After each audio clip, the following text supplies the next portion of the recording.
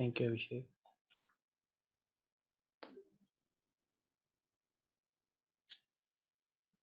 Okay, so in today's session,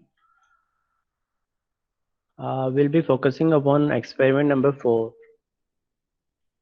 Previously, we discussed this experiment number 3 to analyze time response of RL circuit with first part, A part, L varying, B part, R varying by using MATLAB and Simulink. MATLAB or Simulink. So previously we discussed this experiment using both MATLAB code as well as MATLAB Simulink, if you remember. So similar to this is experiment number 4 to analyze time response of RC circuit with capacitance varying, in second case R varying by using MATLAB or Simulink. This one is very much similar to this experiment number 3. So we'll be seeing this experiment number 4 today.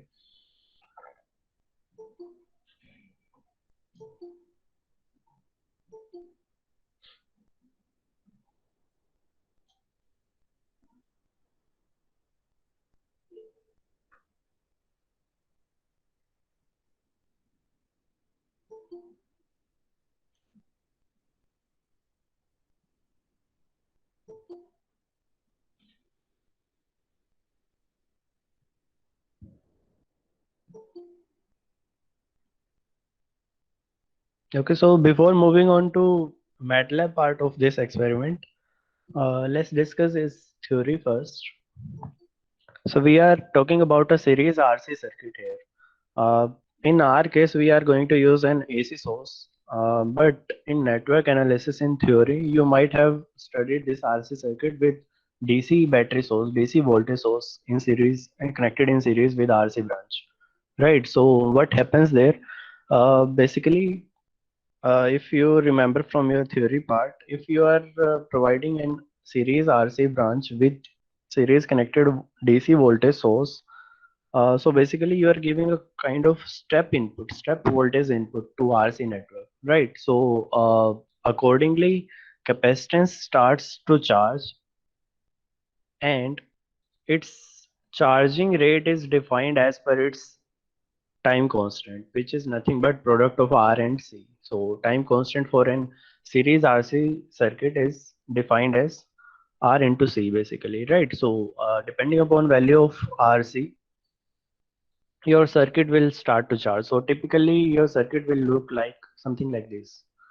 In case of RL circuit, it will be series connected R and L in series with some voltage source, DC voltage source, or source can be AC as well.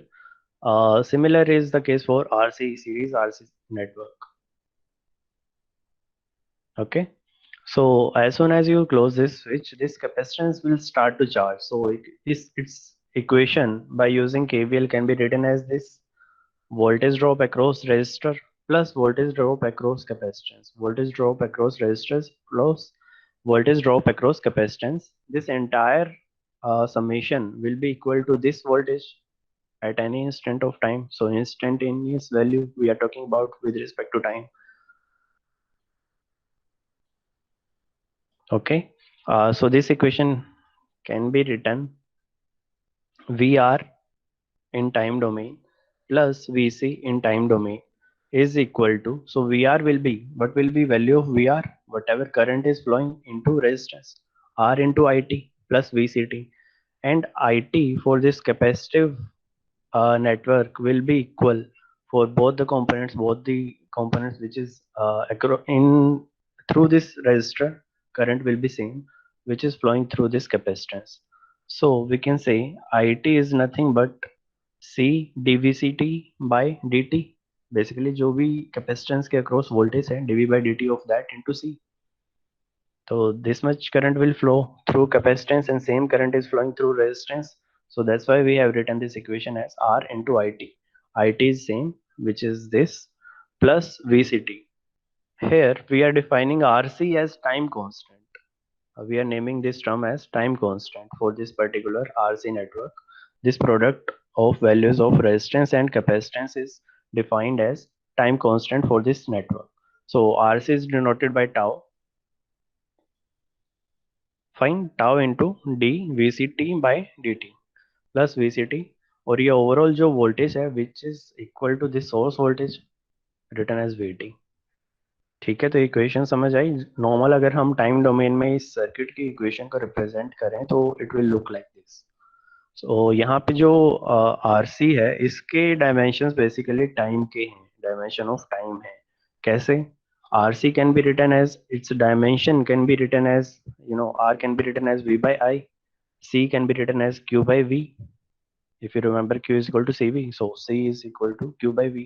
Here v's dimension will get cancelled out, so dimension of q divided by dimension of current, and current is always defined as rate of change of charge with respect to time. Current is written as dq by dt, right? So t can be written as q by I, so q by I is nothing but t, dimension of time. So RC के जो dimensions आएंगे वो time के dimensions हैं, that's why it's called as time constant for RC network. Similarly series RL circuit के case में जो time constant आता है वो क्या होगा? अगर V R plus V L, overall जो वोल्टेज होगा that will be equal to your supply voltage. So here V R can be written as R into I L D I by D T, overall voltage is equal to vt, or I can be here you can take this component as common r. If you divide this whole equation by r, you can write r by r, which is nothing but 1 L by r. L by r for series network is represented by tau. It is time constant for series RL network. Tau is equal to L by r. L by r di by dt plus it equal to, right side is also divided by r, so vt by r. So this is the overall equation. Here also dimension of L by r will come out to be equal to dimension of time.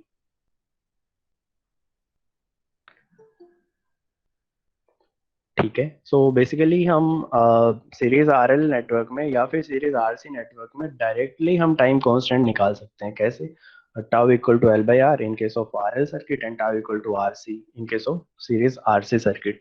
अब इस time constant का basically physical significance क्या है कि हम why we are discussing this time constant, and also this overall equation और you can say this overall system will be first order system. उसका क्या मीनिंग है? बेसिकली यहाँ पे क्योंकि हमारी जो इक्वेशंस आ रही हैं, ये जो डेरिवेटिव के टर्म्स में इक्वेशन आई, इस इक्वेशन को इक्वेशन 68 को और इक्वेशन 70 को जनरलाइज्ड फॉर्म में आप ऐसे रिप्रेजेंट कर सकते हैं, tau D Y T by D T plus Y T is equal to X T.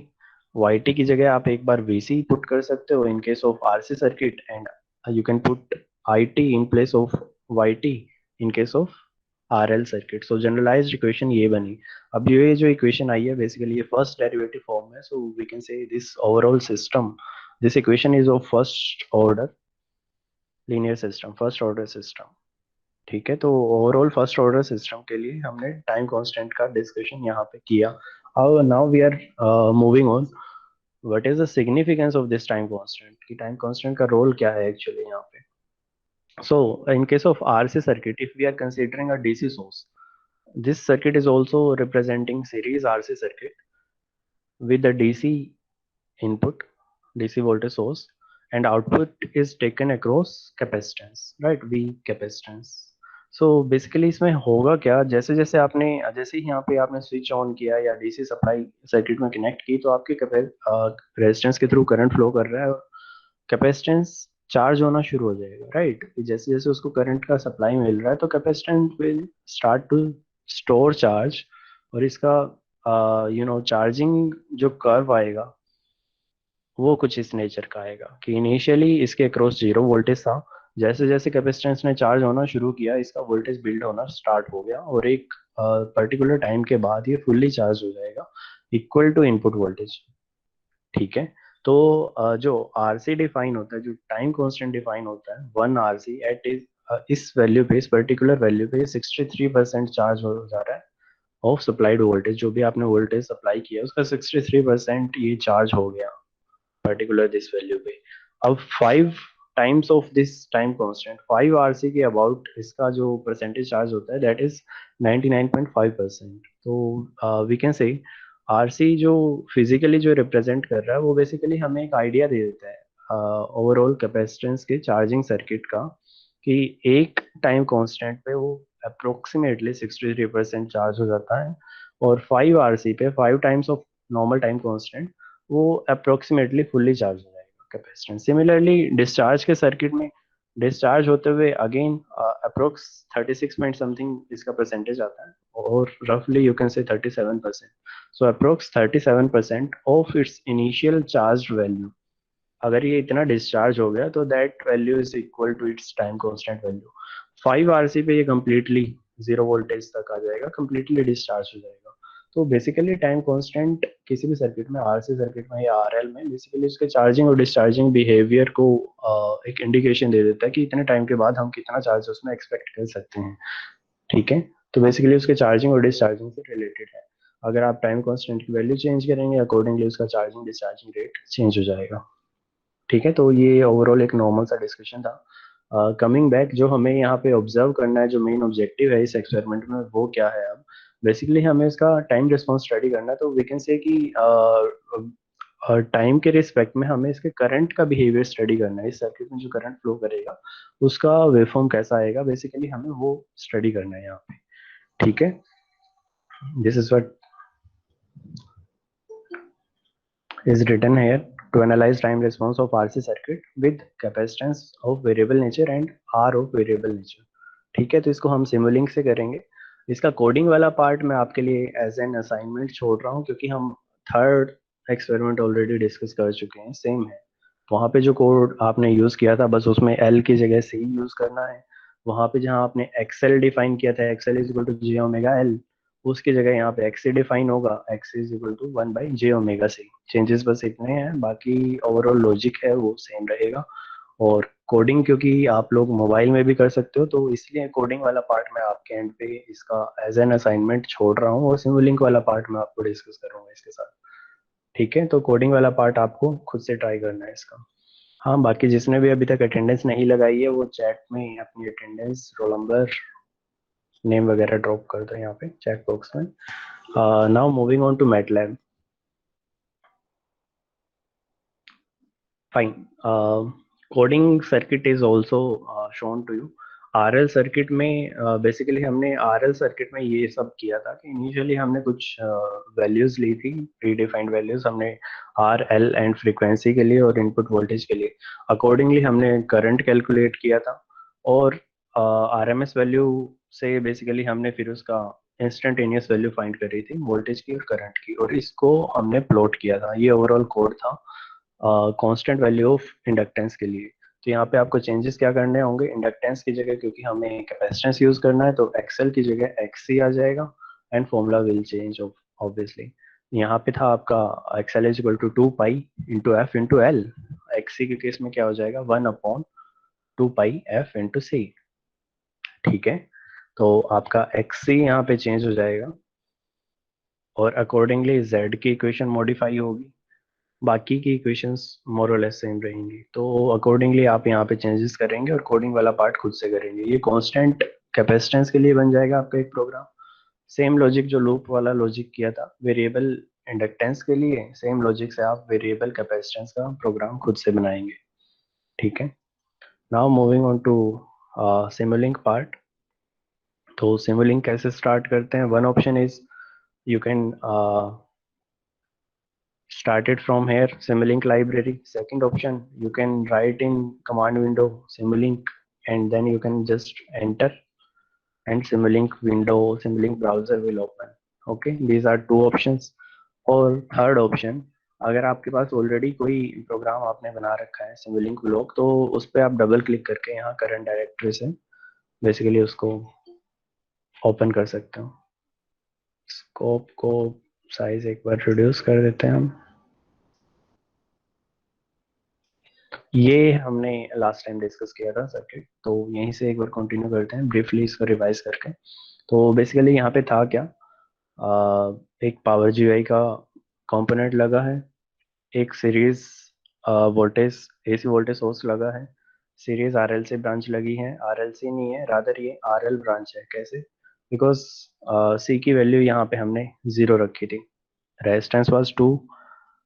Values कैसे सेट करनी है, बेसिकली आपको डबल क्लिक करके, double click on this particular component and this popup box will open.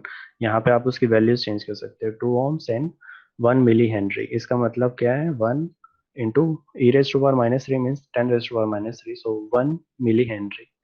और capacitance 0 set है, तो basically ये branch किसकी तरह एक्ट कर रही है, एक आरएल ब्रांच की तरह एक्ट कर रही है एट प्रेजेंट। तो हमने एक एसी सोर्स वोल्टेज लिया है और उसके सीरीज में एक आरएल ब्रांच कनेक्ट की है। देन फर्दर ऑन सीरीज में एक करंट मेजरिंग डिवाइस कनेक्ट किया है, करंट मेजरमेंट, और ये सर्किट यहाँ से कंप्लीट किया है। फाइन। उसके बाद हमने इस ब्रांच के अक्रॉस एक वोल्टेज मेजरमेंट कनेक्ट किया है और एक सोर्स के अक्रॉस वोल्टेज मेजरमेंट कनेक्ट किया था। अब इन सब मेजरमेंट के आउटपुट टर्मिनल बेसिकली हमने स्कोप में एंटर करवाए थे। एक चीज जो प्रीवियसली यहाँ पे मैं आप लोगों को क्लियर नहीं कर पाया था कि बाय डिफॉल्ट जो आपके पास स्कोप मिलेगा उसमें एक या दो इनपुट होंगे। इनपुट टर्मिनल जो ये हैं जिसमें आप फीड इन कर रहे हो इस सिग्नल को, बाय डिफॉल्ट एक या दो मिलेंगे आपको, एक ही मिलेगा आई थिंक। तो यहाँ पे नंबर ऑफ इनपुट टर्मिनल्स हमने इंक्रीज करके 3 किए थे। प्रीवियस क्लास में मैं आपको ये क्लियर नहीं कर पाया था कि कैसे करना है, मैंने ऑलरेडी जो बिल्ड सर्किट था उससे बता दिया था। तो आज ये चीज ध्यान से देख लो। This scope window is visible to everybody, I hope. Yes ये जो, सर। हाँ ठीक है। तो आपको जो ये number of input terminals increase कर रहे हैं स्कोप बॉक्स के, वो कहाँ से करने हैं, यहाँ से करने हैं। बेसिकली आपको you have to double click on this scope, this window will open, then go to this settings option. Next here you can increase और डिक्रीज नंबर ऑफ, 3 की जगह 1 कर लिया। बाय डिफॉल्ट आई गेस यहाँ पे 1 मिलेगा initially, तो वहाँ पे आप 3 टाइप करके जितने भी आपको रिक्वायर्ड हैं उतने नंबर ऑफ इनपुट यहाँ पे टर्मिनल आप सेट कर सकते हो। ठीक है। उसके अलावा आप देख रहे हो कि यहाँ पे सोर्स वोल्टेज का ऊपर एक हेडिंग लिखी आ रही है इस पर्टिकुलर कर्व के लिए, जो भी यहाँ पे बन के आएगा। और जो सेकंड नंबर पे कर्व बनेगा उसके लिए हमने ब्रांच वोल्टेज लिखा है, थर्ड नंबर के लिए हमने ब्रांच करंट लिखा है। तो ये कहाँ से लिखते हैं, right click on this scope, go to signals and ports. Here you will be seeing 3 ports now, as you have given 3 number of input ports. So go to port 1, type in whatever name you want. जैसे यहाँ पे हमने जो port 1 था वो basically किसके लिए है, सोर्स वोल्टेज को रिप्रेजेंट कर रहा है। सोर्स के अक्रॉस जो भी वोल्टेज आ रही है ये वोल्टेज मेजरमेंट से इसका आउटपुट ही गया है पोर्ट 1 में, तो इसलिए हमने यहाँ पे लिखा है source voltage. Okay. Again right click, go to signals and ports, then go to port 2। Second port हमने किसके लिए डिफाइन किया था, उस वाले पर्टिकुलर सर्किट में ब्रांच वोल्टेज के लिए। बेसिकली इस पूरे आर एल ब्रांच के क्रॉस जितना भी वोल्टेज आ रहा है वो मेजर करने के लिए हमने यहाँ पे लगा रखा है सेकंड पोर्ट, तो इसलिए हमने इसका नाम ब्रांच वोल्टेज रखा था। सिमिलरली जो रिमेनिंग थर्ड पोर्ट है उसके लिए हमने नेम रखा हुआ था ब्रांच करंट, क्योंकि वो करंट मेजरमेंट डिवाइस से आउटपुट मिल रहा था हमें यहाँ पे। तो जो भी आपने यहाँ पे नाम डिफाइन किए होंगे इस सेटिंग्स के थ्रू, वही नाम फिर यहाँ पे आपको दिखेंगे सिग्नल्स के ऊपर, ताकि आप इजीली फिर यहाँ से फिगर को सेव कर सको और अपनी फाइल में इंक्लूड कर सको। तो यहाँ पे कंफ्यूजन नहीं रहेगा कि कौन सा कर्व कौन सा है, किस चीज के लिए है, क्या रिप्रेजेंट कर रहा है। तो अच्छा है कि पहले से वहाँ पे वो डिफाइन कर दो। नेक्स्ट, तो बेसिकली हमने यहाँ पे क्या क्या चीजें देखी थी इस वाले पर्टिकुलर सर्किट में। एक एसी वोल्टेज सोर्स, उसको कैसे सेट करना है, डबल क्लिक, जो भी हमने पीक वोल्टेज डिफाइन करनी है वो यहाँ पे, फिर उसकी फ्रीक्वेंसी, बेसिकली दो चीजें आपको सेट करनी है, देन ओके। और you can change voltage source है या करंट सोर्स है अकॉर्डिंगली।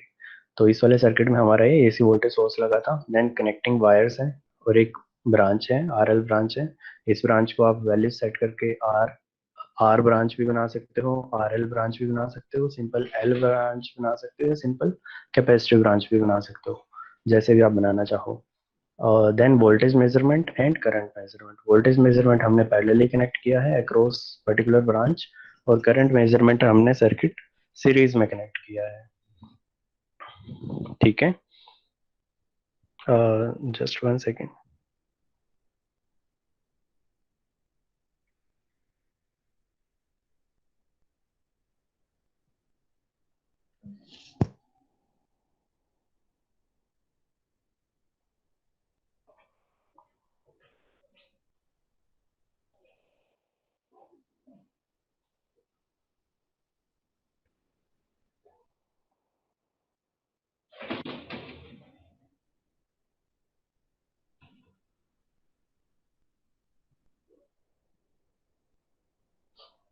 ओके, अभी तक अगर इसमें कुछ डाउट है किसी को इस वाले पर्टिकुलर सर्किट में तो पूछ सकता है। एक बार मैं इसको रन करता हूँ, देन आज के लिए जो हमें सर्किट बनाना है बेसिकली आरसी के लिए, वो भी हम स्टार्टिंग से देख लेंगे कि कैसे बनाना है।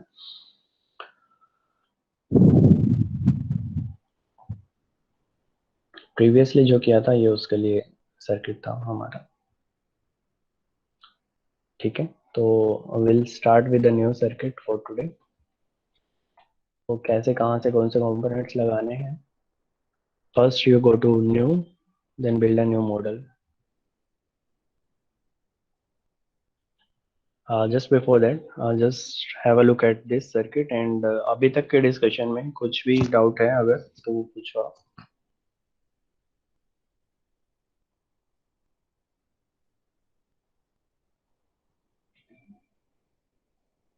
क्लियर है सबको?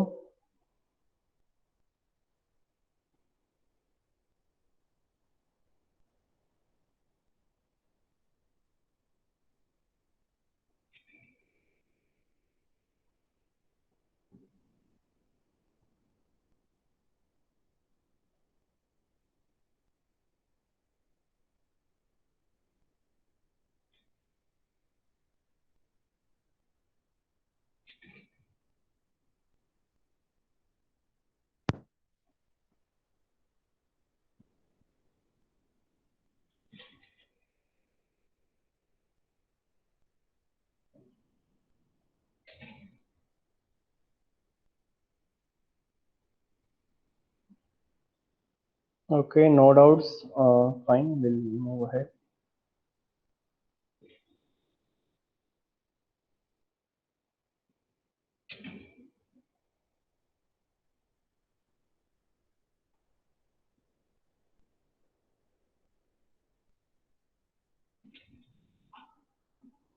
तो I'll close this window, open window, and we'll start building a new model.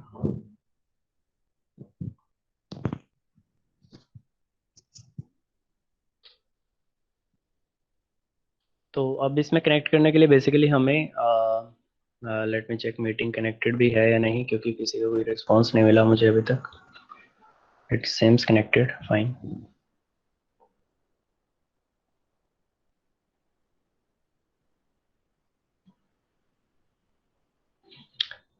तो हाँ, कमिंग बैक, हमें यहाँ पे बेसिकली लाइब्रेरी चाहिए, सिमुलिंक लाइब्रेरी, जिससे हम ड्रैग एंड ड्रॉप कर सकें जो भी हमें कंपोनेंट्स यहाँ पे रिक्वायर्ड हैं। तो सिमुलिंक लाइब्रेरी ओपन करने के again one option was from here Simulink library, you can click from here, और else if you already have this new model, new Simulink file open, then you can open from here also library browser. If you'll take the cursor to this point, it will say library browser. Click on it. Here, this browser is now open. So one option for connecting particular components with whatever you need, one option is you can search in this. For example, you can search for Power GUI, and then you can just drag and drop it here. ठीक है, I'll just,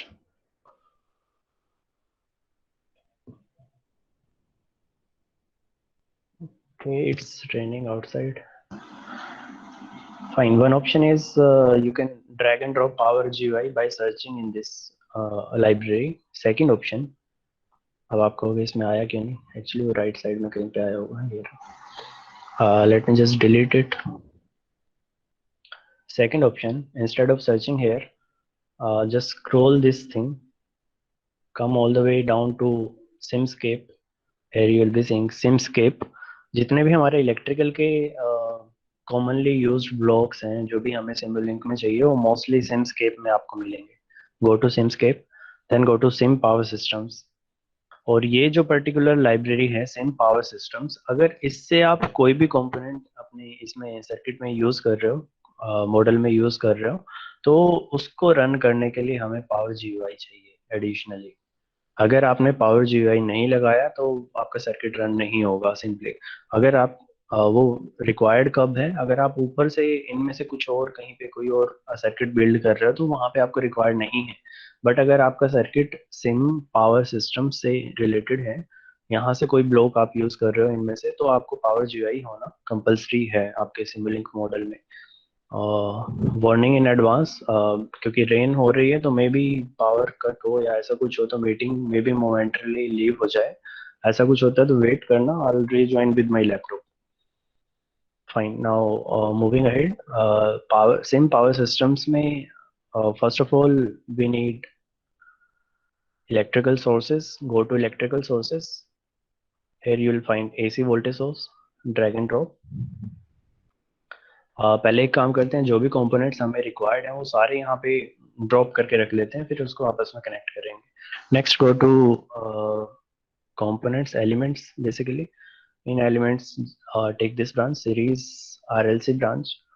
क्योंकि यहाँ पे जो इसका symbol आता है इसमें बेसिकली तीनों आपको कंपोनेंट्स शोन है, रेजिस्टेंस भी, इंडक्टेंस भी और कैपेसिटेंस भी, राइट। तो instead of that will do one thing, will make it resistive only, ये हमें एक रेजिस्टेंस की तरह ही दिखे। ठीक है, तो अगर हम ऐसा कर रहे हैं तो एक ऑप्शन है, हम यहीं पे राइट क्लिक करें, इसको कॉपी करें और फिर से इसको पेस्ट कर दें। अब इसको डबल क्लिक करके कैपेसिटेंस में चेंज कर दें। ठीक है, हमें रिक्वायर्ड था एक रेजिस्टेंस, एक कैपेसिटेंस, एक सीरीज वोल्टेज सोर्स। उसके अलावा हमें क्या रिक्वायर्ड है अब, बेसिकली मेजरमेंट के devices. So go to measurements, take current measurement, voltage measurement. अगर आपको लग रहा है कि वोल्टेज मेजरमेंट ज़्यादा लगेंगे ब्लॉक तो ज़्यादा लेके रख सकते हो, या फिर यहीं पे कॉपी पेस्ट कर सकते हो। यहाँ से कॉपी किया और इसको सिंपली पेस्ट कर दिया। अगर डिलीट करना है तो सिलेक्ट इट, कीबोर्ड में जो डिलीट है उसको प्रेस कर दो, डिलीट हो जाएगा। या फिर राइट क्लिक करके भी आई गेस डिलीट हो जाना चाहिए। हाँ, या डिलीट। ठीक है, अभी तक कोई डाउट नहीं है।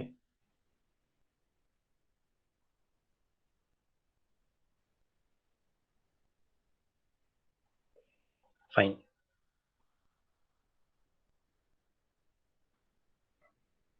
हाँ, सो नेक्स्ट हमें क्या रिक्वायर्ड है, पावर जीयूआई ब्लॉक। वो कहाँ मिलेगा, go back to this Sim Power Systems. तो यहाँ पे बाहर ही आपको ये मिल जाएगा power GUI. Either take it from here और you can search in this search box. ठीक है, तो अब इसके अलावा और क्या रिक्वायर्ड है। फाइनली हमें मान लो सर्किट, चलो बनाते हैं पहले, फिर सोचते हैं कि और क्या रिक्वायर्ड है। कुछ रिक्वायर्ड होगा तो और ऐड कर लेंगे, अदरवाइज इतना सफिशिएंट है फिर। ठीक है, सर स्कोप। हाँ बिल्कुल, स्कोप रिक्वायर्ड होगा। तो let's start building this circuit, connecting this circuit. हो सकता है आपके कंपोनेंट्स आगे पीछे हो, तो अकॉर्डिंगली आप इसको सर्किट को रीडिज़ाइन कह सकते हो कि रीडिज़ाइन कर सकते हो आप, जैसे भी आपको रिक्वायर्ड है। कोई वायर लगता है कि गलती से कनेक्ट होगी तो इसको सिलेक्ट करो, डिलीट कर दो, एज सिंपल एज दैट। इसको अभी साइड में रख लेते हैं, जिसकी भी रिक्वायरमेंट होगी, हमें जितने भी रिक्वायर्ड होंगे वो बाद में हम यहाँ पे लगा लेंगे। आपको अगर मल्टीपल कंपोनेंट्स मूव करना है तो उनको इकट्ठा सिलेक्ट करो और ले जाओ कहीं पे भी। ठीक है, तो एक थोड़ा सा ये वाले जो वोल्टेज मेजरमेंट वगैरह के जो कंपोनेंट्स हैं, जो ब्लॉक्स हैं, इनको कनेक्ट करने में वायर के साथ थोड़ा दिक्कत आती है। तो या तो इसको इनिशियली कंपोनेंट के साथ कनेक्ट कर लो, सिंपली कनेक्ट हो जाएगा। अब बाकी का नेटवर्क इससे वायर से डायरेक्टली इजीली कनेक्ट हो जाता है। कनेक्ट वैसे भी हो जाएगा, जस्ट ऐसे करना थोड़ा इजी है। अगर आपको ऐसे नहीं करना, बस इसको सिलेक्ट करो, डिलीट करो, पहले बाकी का सर्किट बना लो।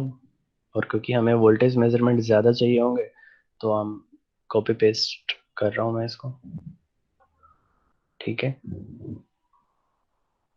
बाकी का सर्किट कनेक्ट करके फिर हम देखते हैं कि कहाँ पे क्या मेजरिंग डिवाइस कनेक्ट करना है। अगर आपको लग रहा है कि ये थोड़ा नीचे तक होना चाहिए था, अकॉर्डिंगली आप इसकी हाइट वेट जैसा भी डिज़ाइन करना है वो ड्रैग करके, सिलेक्ट करके ड्रैग करके उसको चेंज कर सकते हो। पूरा का पूरा सर्किट आपको मूव करना है तो पूरे सर्किट को सिलेक्ट करो एंड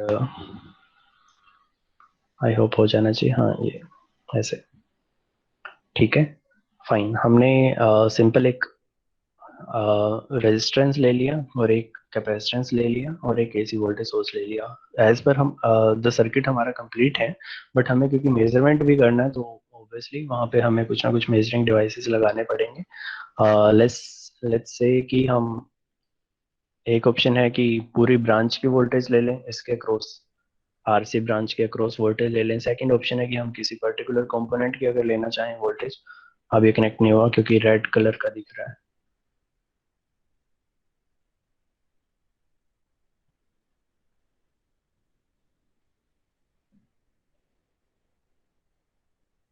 ठीक है, इसको थोड़ा पीछे कर देते हैं, पूरे ब्लॉक को थोड़ा यहाँ पे। फाइन।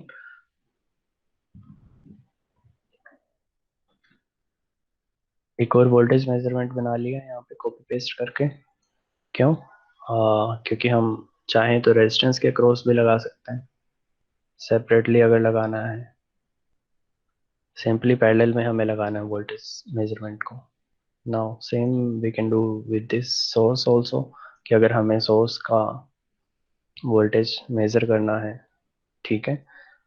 Next current measurement. अब ये तो सीरीज में कनेक्ट होना था, तो इस हिसाब से हमारा ये सर्किट थोड़ा गलत हो गया यहाँ पे। फाइन, तो इस ब्रांच को डिलीट करो, करंट मेजरमेंट को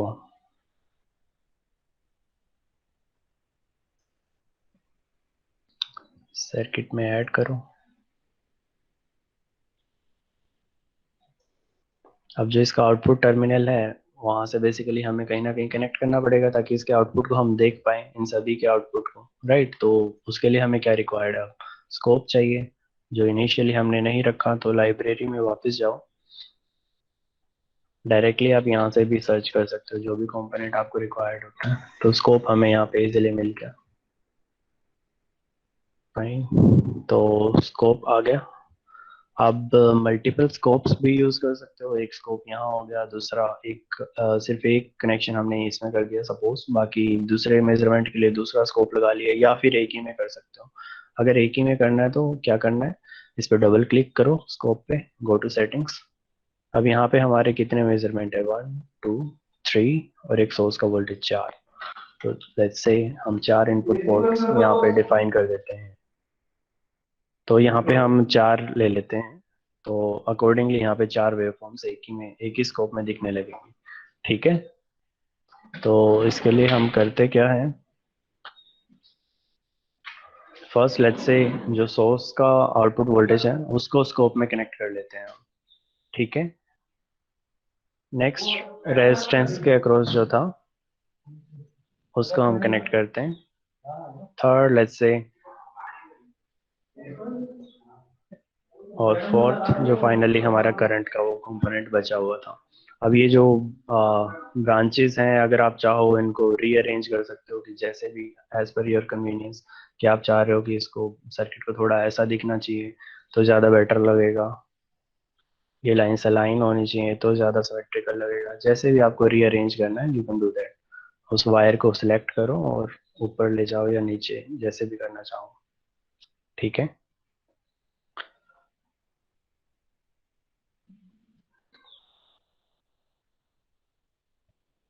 now it is looking better and easy to trace. ठीक है, तो now next thing you have to do is, first let's say इसकी रीनेमिंग कर लेते हैं। Go to signal, go to port 1।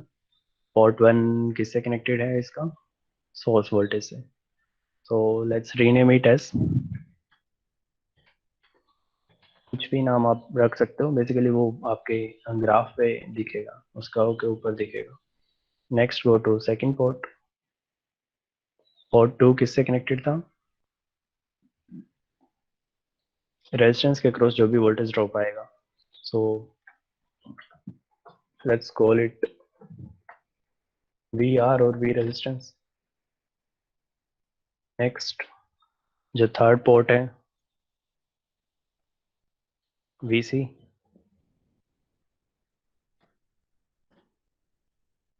Finally जो लास्ट फोर्थ पोर्ट है वो बेसिकली करंट से कनेक्टेड है, करंट मेजरमेंट के लिए। So will take this value as load current, let's say I, load current और branch current you can say. इसको भी और थोड़ा सिमेट्रिक लगेगा, मे भी इसको सीरीज कनेक्शन दिखाने के लिए ऐसे कर सकते हैं, rearrange. Now it is looking better. अगर आपको किसी पर्टिकुलर ब्लॉक में अगर पूरा सर्किट एक बार बनने के बाद उसको मूव करना है तो you can take it anywhere, इसको सिलेक्ट करके कम्प्लीटली। नेक्स्ट कंपोनेंट जो बच गया वो है सेटिंग द वैल्यूज। इसकी हमने 2 ओम 2 ओम पे सेट कर ली value, fine. Capacitance let's initially take somewhere around 10 microfarad. Capacitance की वैल्यू जनरली माइक्रोफैरड में ही आपको लेनी पड़ेगी, that's why it is written as E raised to power -6। ठीक है। और एसी वोल्टेज की peak value let's say 290 and frequency set to 50 hertz. It is set ना, हाँ। ठीक है, तो सर्किट कंप्लीट है, पावर जीआई भी हमने ऐड कर लिया, तो इट शुड सिमुलेट नाउ। तो जो वेवफॉर्म आए अभी यहाँ पे, ये जो येलो पार्ट दिख रहा है बेसिकली वो वेवफॉर्म्स है, बट अच्छे से नहीं दिख रहे, तो उसको क्या करेंगे, हम ऑटो स्केल करेंगे। ये जो बॉक्स बन के दिख रहा है 4 कॉर्नर वाला, ऑटो स्केल करते ही ये वेवफॉर्म्स आपको दिखने लगेंगे। कंप्लीट विंडो देख सकते हो आप बड़ी करके, इसमें आपको सारे वो वोल्टेजेस दिखेंगे, सारे वेवफॉर्म्स दिखेंगे बेसिकली। वी सोर्स, सोर्स का जो साइनसोइडल इनपुट हमने दिया था वो है। देन रेजिस्टेंस के अक्रॉस जो हमारा ड्रॉप आ रहा है, रेजिस्टेंस के अक्रॉस जो वोल्टेज का वेवफॉर्म आएगा वो, कैपेसिटेंस के अक्रॉस जो भी वोल्टेज वेवफॉर्म आ रहा है वो, और फाइनली जो करंट है। अगर आप इसको जूम करना चाहो तो यहाँ से जूम वाला सिलेक्ट करना है ऑप्शन, और जितने भी साइकिल के लिए आपको देखना है उसका बिहेवियर, लेट्स से 2 या 3 साइकिल्स के लिए, तो 2 3 साइकिल्स के लिए वो बन के आ जाएगा। ठीक है, तो करंट का बिहेवियर अगर आप देखोगे, करंट का, तो उसका जो फेज है, कैपेसिटेंस के अक्रॉस ये वोल्टेज है और ये करंट है कैपेसिटेंस ब्रांच के थ्रू, क्योंकि सीरीज ब्रांच है तो करंट थ्रू आउट सेम है। करंट का एक ही वेव फॉर्म बनेगा, वोल्टेजेस का आप डिफरेंट वेव फॉर्म बना सकते हो। तो अगर देखोगे यहाँ से यहाँ अगर साइकिल आप ऑब्जर्व करो तो कैपेसिटेंस उसको लीडिंग है, यहाँ पे इसका फेज 0 पे यहाँ है, जबकि कैपेसिटेंस का ये डाउनवर्ड वाला फेज ऑलरेडी आ चुका था यहाँ पे। ठीक है, तो इन case of capacitive circuit current will lead, वो चीज़ यहाँ से आपको क्लियर दिख रही है। और क्योंकि रेजिस्टेंस के अक्रॉस जो भी करंट जा रहा है, रेजिस्टेंस के अक्रॉस भी करंट सेम है, ये जो फोर्थ वेव फॉर्म है जो आई लिखा हुआ है। ठीक है, तो रेजिस्टेंस में करंट यही है, तो रेजिस्टेंस के अक्रॉस वोल्टेज भी ऑब्वियसली सेम ही होगा। रेजिस्टेंस के अक्रॉस वोल्टेज कितना होगा, आई इंटू आर, तो नेचर ऑफ वोल्टेज सेम होगा, बस मैग्नीट्यूड डिफरेंट होगा। तो वोल्टेज अक्रॉस रेजिस्टेंस अगर आप इसको देखोगे सेम वेवफॉर्म है जो हमारा करंट का है, only difference is in magnitude. यहाँ पे 1 पे है, यहाँ पे कुछ और वैल्यू आएगी इसकी। ठीक है, ऑटो स्केल करके आप वापस से इसको सेट कर सकते हो बैक टू ओरिजिनल वैल्यूज। यहाँ पे इसकी वैल्यू 2 है, क्योंकि हमने 2 ओम का वो लिया था रेजिस्टेंस। Hello sir. हाँ। सर एक डाउट है। हम्म। जो अभी आपके में चार रीडिंग, चार ग्राफ दिख रहे हैं, मेरे में सिर्फ एक ही आ रहा है, वो सबमर्ज नहीं सर। वो कैसे होगा? आपने स्कोप ऐसे ही कनेक्ट किया है, मतलब 4 पोर्ट देके, इनपुट जी सर, पोर्ट। सेम ग्राफ बनाया आपके जैसे।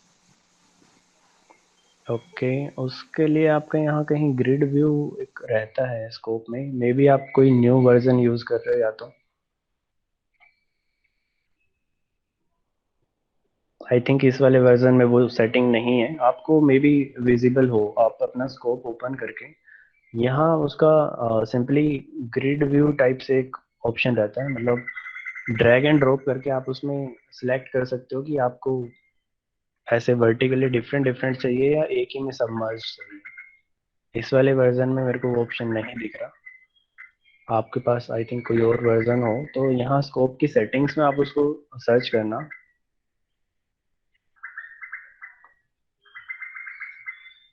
लेट मी चेक, नहीं इस वाले में नहीं है। जो न्यूअर वर्जन है उसमें बेसिकली एक टेबल टाइप से आएगा, जैसे आप कोई लेट्स से वर्ड डॉक्यूमेंट में या एक्सेल में जब टेबल इंसर्ट करते हो, टेबल इंसर्ट करते हुए आपने अगर ऑब्जर्व किया हो तो आप कई बार ऐसे ड्रैग करके सिलेक्ट कर सकते हो कि कितने क्यूब्स, कितने कॉलम्स, कितनी रो आपको सिलेक्ट करनी है, तो वैसा एक ऑप्शन आता है न्यूअर वर्जन में। तो उसको सिलेक्ट करके आप उसका व्यू चेंज कर सकते हो कि एक ही ग्राफ में आपको 4 चाहिए या सिंगल चाहिए, वो चीज़। या फिर अगर वो भी नहीं मिलता तो सेपरेट सेपरेट स्कोप्स आप लगा लेना, ऑब्जर्व करने के लिए, बट वो ऑप्शन आपको मिलेगा जरूर कहीं ना कहीं सेटिंग्स में। एनीवेज वो तो खैर सेटिंग्स चेंज करके कहीं ना कहीं मिल जाएगा। मेन चीज़ है यहाँ पे अब नेक्स्ट हमें कैपेसिटेंस का बिहेवियर ऑब्जर्व करना है कि कैपेसिटेंस अगर वेरी करेंगे या फिर आर वेरी करेंगे तो सर्किट पे क्या इफेक्ट आ रहा है। तो इस वाले सर्किट में if you can see, if you can observe current में रेजिस्टेंस के क्रॉस जो वोल्टेज है वो और करंट का वेवफॉर्म सेम है। तो रेजिस्टेंस की वोल्टेज अभी के लिए इग्नोर ही कर दो, mainly will talk about current, जो सीरीज करंट है। तो करंट में इफ यू कैन ऑब्जर्व इसमें रिपल्स हैं, ये जो पल्सेटिंग नेचर बना हुआ है तो काइंड ऑफ रिपल्स हैं बेसिकली। अगर आप सर्किट का time constant R into C, R C की वैल्यू अगर चेंज करोगे तो अकॉर्डिंगली हमारा वेवफॉर्म स्मूथ हो सकता है। कैसे? बाकी पैरामीटर्स मैं सेम रखता हूँ।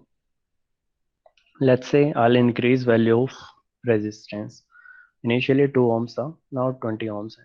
Let's run this circuit. Run होने के बाद स्कोप में कुछ और चेंजेस आए होंगे, ऑटो स्केल करते हैं।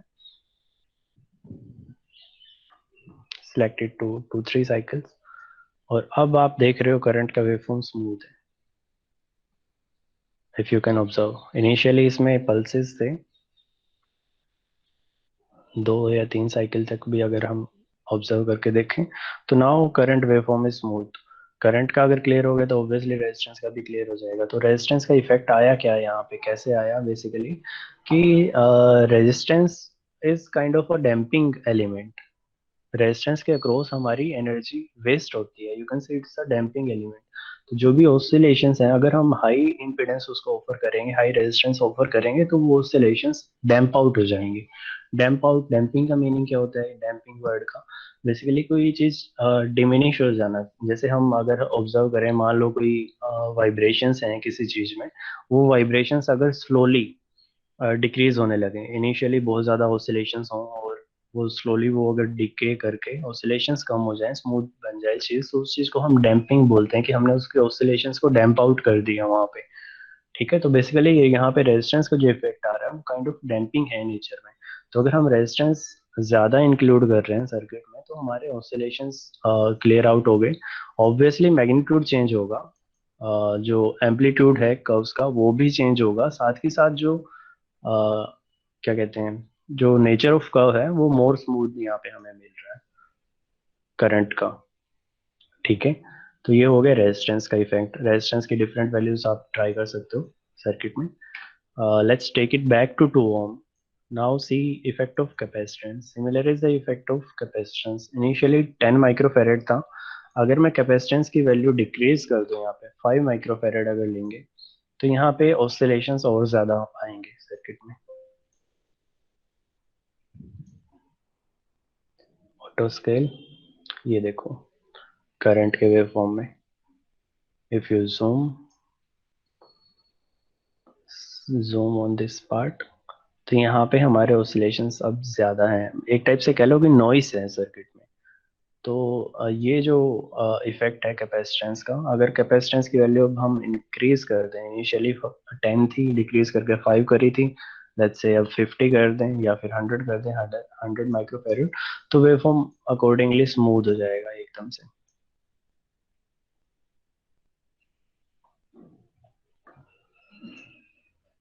सी करंट का वेवफॉर्म, कोई ऑसिलेशंस नहीं है, कोई डैम्पिंग, सॉरी, कोई भी वाइब्रेशंस नहीं है, कोई नॉइस नहीं है एक्स्ट्रा।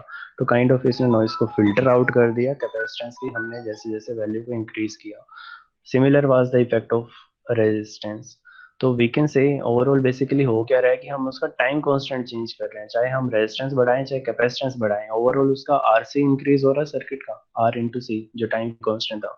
तो टाइम कांस्टेंट काइंड ऑफ जो सर्किट का बिहेवियर है चार्जिंग और डिस्चार्जिंग को उसको कंट्रोल करता है। इनिशियली सपोज ऐसा हो रहा होगा कि टाइम कांस्टेंट की वजह से, लेट्स से जब कैपेसिटेंस को हमने AC circuit, AC supply offer करी तो कैपेसिटेंस ने चार्ज और डिस्चार्ज होना स्टार्ट कर दिया और उसके पास सफिशिएंट टाइम मिल गया उसको डिस्चार्ज होने का और चार्ज होने का बार बार वहाँ पे।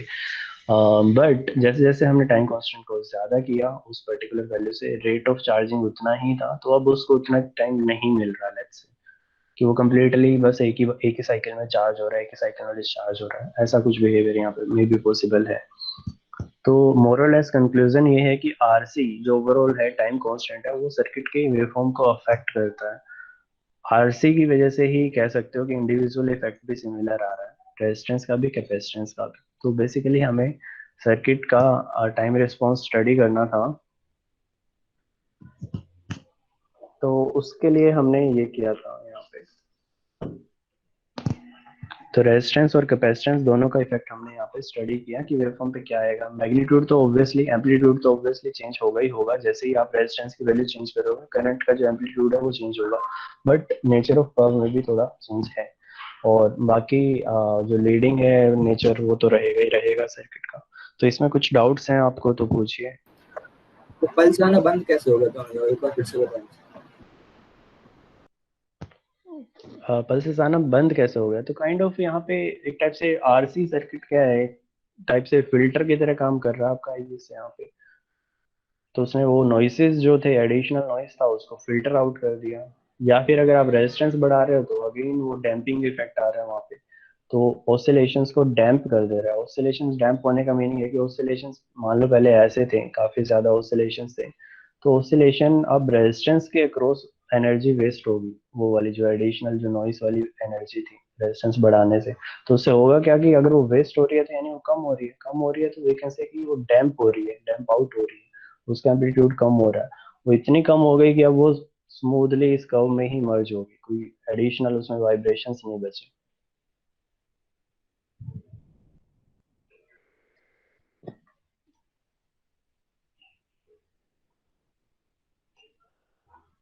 ठीक है, और ये चीज क्लियर है सबको कि ये ब्लॉक्स मिलेंगे कहाँ, सिमुलिंक लाइब्रेरी कैसे एक्सेस करना है, कैसे सर्च करना है, ओवरऑल मॉडल कैसे बनाना है। और सेम मॉडल में आप चेंजेस कर सकते हो अगेन एंड अगेन। इस ब्रांच को, एक और चीज यहाँ पे एक एक्सपेरिमेंट करके देखते हैं। लेट्स से कि सिंपली आर एल ना करके इसी सर्किट में अगर हम थोड़ा सा इंडक्टेंस इंड्यूस कर दें, sorry let's take it as R L branch, क्योंकि कैपेसिटेंस हमने अलग से लगा रखा है। तो आप ऑब्जर्व करोगे इंडक्टर का भी जो नेचुरली बिहेवियर होता है कि वो वाइब्रेशंस को डैम्प आउट कर देता है, इंडक्टेंस का भी वही इफेक्ट आता है। वो भी फिल्टर की तरह काम करता है और ऑसिलेशंस को डैम्प आउट करता है, कर्व को स्मूथ बनाता है। कैसे इफेक्ट ऑब्जर्व कर लेते हैं प्रैक्टिकली। लेट्स से बहुत कम वैल्यू का मैं एक 0.1 मिली हेनरी का एक इंडक्टेंस इंड्यूस करवाता हूँ, रेजिस्टेंस उतना ही है 2 ओम का, कैपेसिटेंस भी वापस से वही कर देते हैं हम जिसपे ऑसिलेशंस ज्यादा आ रहे थे, 10 पे कह लो या 5 माइक्रोफैरड पे कह लो। इस पे इफेक्ट को स्टडी करके देखते हैं। अगेन आप देखोगे कंपैरेटिवली स्मूथर कर्व आपको मिलेगा। व्हाई? बिकॉज इंडक्टेंस का इफेक्ट भी सिमिलर रहता है डैम्पिंग नेचर का। ये देखो करंट स्मूथ है। अब इसमें से मैं बस इंडक्टेंस गायब करता हूँ, इंडक्टेंस को लेट्स से वापस से हम जीरो कर देते हैं। ओरिजिनल हमें जो कर्व था वो मिलेगा, उसमें ऑब्जर्व करोगे आप ऑसिलेशंस होंगे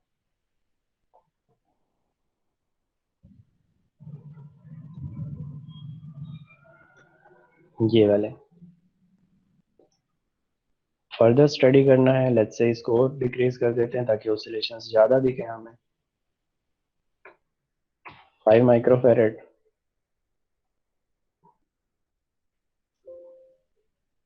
5 माइक्रोफेरेड, और इस वाले सर्किट में ज्यादा है, इस वाले सर्किट में देखते हैं कितना डैम्प आउट कर पाएगा उतने ही अमाउंट का, 0.1 अमाउंट का milli henry, sorry 0.1 milli henry inductance. And let's run this again, it's very interesting to see the effect. Clear, smooth. तो एक बिल्कुल छोटा सा इंडक्टेंस भी काफी मेजर रोल प्ले करता है सर्किट में। Just 1 second.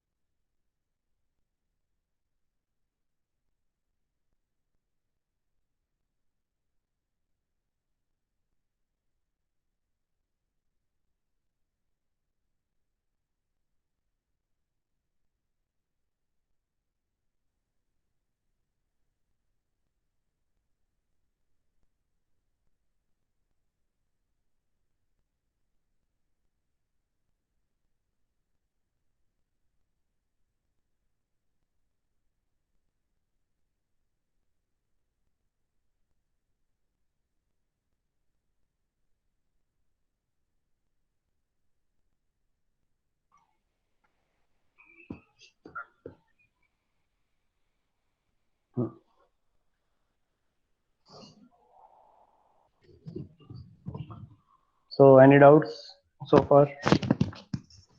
क्लियर है सबको? आप एक बार इसको करके देखिए, मतलब खुद से आप इसके इफेक्ट स्टडी करेंगे और अच्छा लगेगा आपको काफी। मतलब अब एक बार आपके पास ये सर्किट अगर बन गया तो यू कैन मेक अकॉर्डिंगली जो भी आपके मन में चेंज आए कि ठीक है इस चीज का इफेक्ट स्टडी करके देखते हैं कि क्या इफेक्ट आएगा। फॉर एग्जांपल लेट्स से इसको वापस से हम रजिस्टर कर देते हैं। सिंपल आरसी ब्रांच है, आरसी नेटवर्क है। RC network kind of filter की तरह एक्ट करता है। If you remember, RC network क्या है? हाई पास फिल्टर है, लो पास फिल्टर है। पढ़ चुके हो क्या आप ये चीज पहले? तो पता नहीं, खैर आप लोग फेमिलियर हो या नहीं। Filters, have you studied about filters? No sir, no sir. No, okay okay okay, ठीक है, कोई बात नहीं। आपके पास नेटवर्क्स में आएंगे। एक्चुअली होता क्या है, लेट्स से सिमिलर नेटवर्क होगा। फॉर एग्जांपल कभी भी लेट्स से अगर आपको इसका लैप्लास ट्रांसफॉर्म लेके इस नेटवर्क को स्टडी करना है, सिंपल इक्वेशन टाइम डोमेन में कुछ इस टाइप की ही बनेगी। इसके बाद नेक्स्ट स्टेप क्या होगा फर्दर? सिंपलीफाइड एनालिसिस के लिए, मैथमेटिकल एनालिसिस के लिए हम जनरली लैप्लास लेते हैं ताकि ये डिफरेंशियल वाला कंपोनेंट हमारे यहाँ से चला जाए और कैलकुलेशन इजी पड़ जाए। तो जैसे ही लैप्लास लोगे डिफरेंशियल टर्म का, यहाँ पे क्या बनेगा, एक एस का टर्म एडिशनल आ जाएगा। तो यहाँ बन जाएगा S into tau, S tau V of S plus V of S. इसको आप कॉमन ले सकते हो, तो बेसिकली क्या बना, V of S into one plus S tau. और राइट साइड में इसको वी सी ऑफ एस मान लो, इसको वी ऑफ एस मान लो। तो बेसिकली फिर आप ये वाली जो टर्म बनेगी वन प्लस एस टाउ, इसको डिनोमिनेटर में ले जाओ। फर्दर ऑन ऐसे ही सिमिलरली करंट का वेव फॉर्म यहाँ से ऑब्जर्व कर लो। एक बार अगर आपको करंट का एक्सप्रेशन मिल गया इन टर्म्स ऑफ लैप्लास, तो वहां से आप रिवर्स एनालिसिस कर सकते हो लैप्लास ट्रांसफॉर्म का। इनवर्स लैप्लास ट्रांसफॉर्म लेके करंट का फाइनल आउटपुट मिल जाता है इजीली। वो कैलकुलेशंस इजी पड़ती हैं ताकि डिफरेंशिएशन वगैरह हमें सॉल्व ना करना पड़े। बट बट जो उसमें चेंजेस ऑब्जर्व करोगे जब भी आप उसके न्यूमेरिकल सॉल्व करोगे, या उसमें इफेक्ट आता कैसे, चेंज आता किस वजह से, डिपेंड करता है कि आप आउटपुट कहाँ पे ले रहे हो। एक पॉसिबिलिटी है कि आप आउटपुट रेजिस्टेंस के क्रॉस ले रहे हो, एक पॉसिबिलिटी है कि आप आउटपुट कैपेसिटेंस के क्रॉस ले रहे हो। सिंपली डायरेक्टली अगर आप बोलोगे एक आरसी सर्किट कैसे एक्ट करता है, तो answer is high pass filter. आप सिंपल अगर कभी गूगल पे भी सर्च करो हाई पास फिल्टर, तो आपको एक आरसी नेटवर्क ही मिलेगा। वो बस फर्क इतना है कि आउटपुट आपको किसके क्रॉस लेना है, रेजिस्टेंस के क्रॉस लेना है।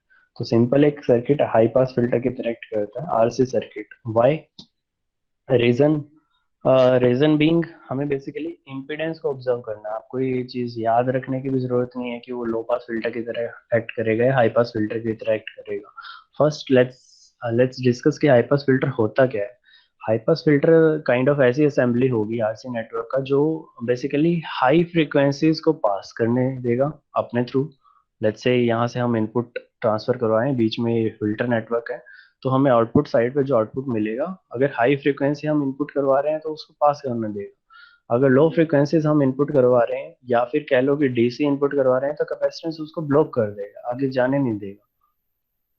ठीक है, ये ओवरऑल कंसेप्ट रहता है। और लो पास फिल्टर में उल्टा होगा, लोअर जो फ्रीक्वेंसी के सिग्नल्स होंगे उनको वो पास करने देगा अपने थ्रू, और जो हाई फ्रीक्वेंसी के सिग्नल्स होंगे उनको वो ब्लॉक कर देगा। ऐसा एक फिनोमेना इसमें रहता है। तो आर के क्रॉस बेसिकली आपको आउटपुट ऑब्जर्व करना होता है। तो let's come back to our circuit. तो इस सर्किट में हम इसके रिगार्डिंग थोड़ा एक्सपेरिमेंट कैसे करके देख सकते हैं। तो बेसिकली आपको फ्रीक्वेंसी को ही तो ऑब्जर्व करना है ना। तो यहाँ से डिफरेंट फ्रीक्वेंसीज पास ऑन करवा के देख लो 50 हर्ट्ज पे कैसा आउटपुट था और लोअर फ्रीक्वेंसीज पे कैसा आउटपुट मिलेगा। ठीक है, रेजिस्टेंस के अक्रॉस हमें आउटपुट ऑब्जर्व करना है, यानी कि वी आर ऑब्जर्व करना है। वी आर इसमें ये आउटपुट था। ठीक है, नेचर ऑफ कर्व में भी सिमिलर रहे, एम्पलीट्यूड वहां पे चेंज हो जाएगा। I hope so, let's try. Initially let's say हम हाई फ्रीक्वेंसीज पास करवा के देख रहे हैं। नॉर्मल जो हमारी फ्रीक्वेंसी थी 50 हर्ट्ज, उसको भी वो इजीली पास कर रहा था। अब हमने वैल्यू और ज़्यादा कर दी है, तो अच्छे खासे एम्पलीट्यूड के साथ पास कर रहे हैं। ऑब्जर्व वी आर, 10 के अराउंड यहाँ पे आपको जो भी आउटपुट मिल रहा है। Now let's decrease it, low frequency अब इसमें से पास करवा के देखते हैं 5 हर्ट्ज। आउटपुट हमें आर के क्रॉस ऑब्जर्व करना है।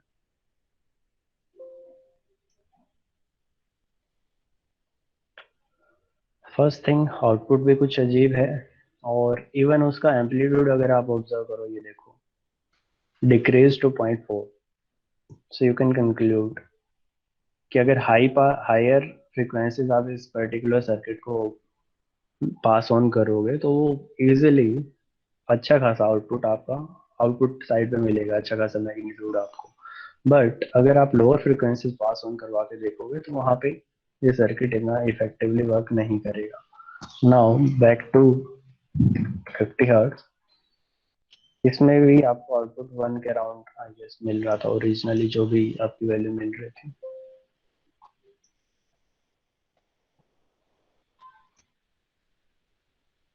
1.5 अराउंड। सो ऐसे ही आपके मन में और कुछ चेंजेस करने का है कि ठीक है अब इस फिल्टर का या फिर कैपेसिटिव नेटवर्क का 100 माइक्रोफैरड रख के देख लेते हैं, काफी हाई अगर कैपेसिटेंस रहेगा तो क्या इफेक्ट आएगा, तो आपका वेवफॉर्म बहुत ही स्मूथ मिलेगा।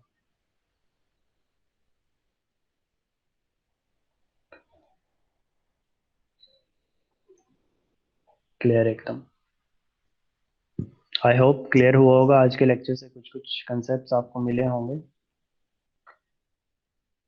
तो ये चीज आपको ट्राई करनी है, आप मैटलैब में बना के, कुछ डाउट्स आएंगे, कुछ प्रॉब्लम्स आए तो पूछ लेना।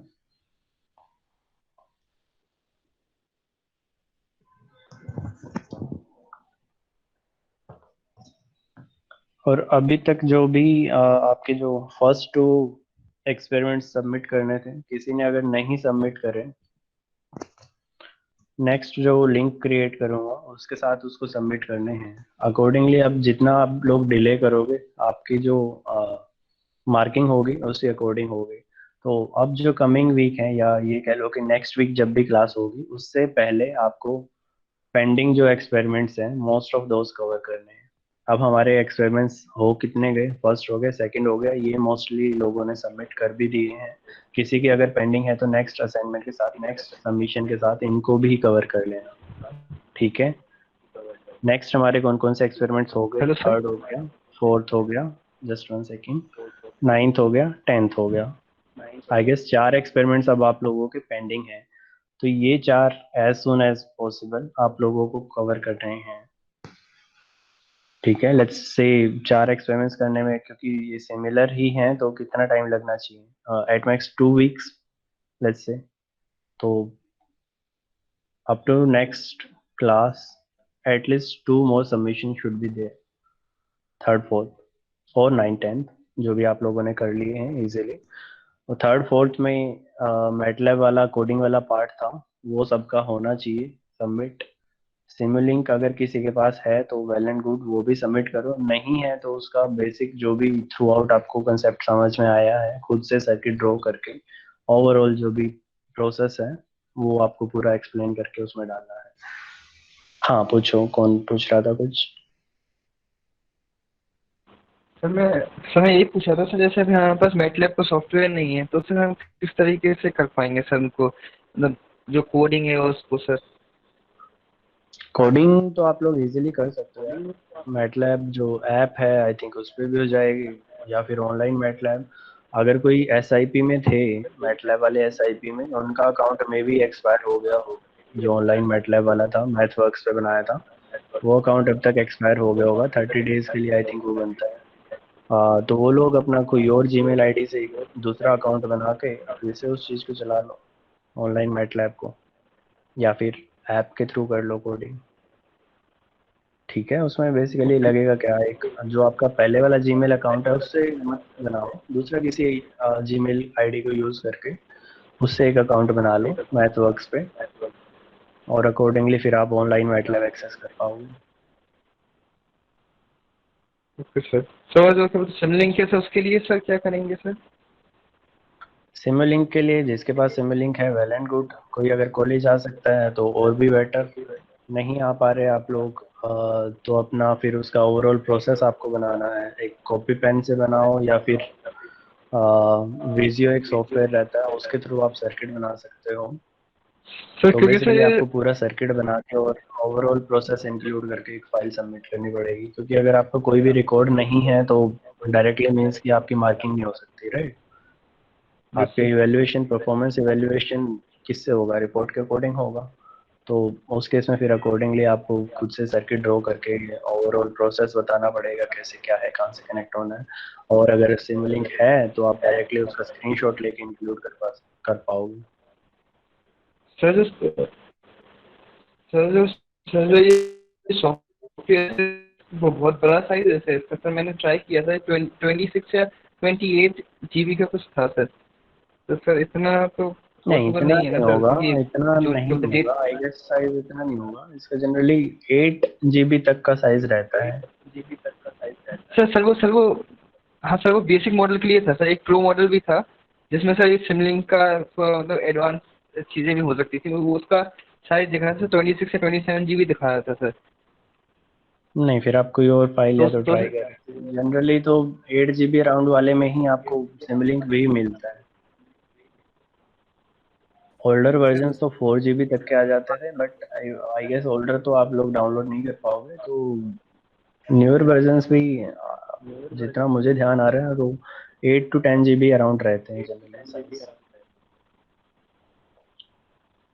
ओके सर एक बार ट्राई करके देखूँ। हम्म।